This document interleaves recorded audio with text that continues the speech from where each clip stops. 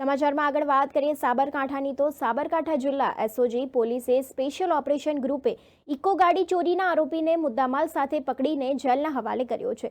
Sabarkantha SOG incharge police inspector S N. કગરિયાના માર્ગદર્શન હેઠળ એસઓજી સ્ટાફ નાઇટ પેટ્રોલિંગમાં હતો। તે દરમિયાન પ્રાંતિજ કોલેજ પાસે 3 રસ્તા પાસેથી આરોપીને ઝડપીને 4 જિલ્લામાં અગાઉ 42 વાહન ચોરી કરનાર જિલ્લા એસઓજીની ટીમે તેને ઝડપી પાડ્યો છે।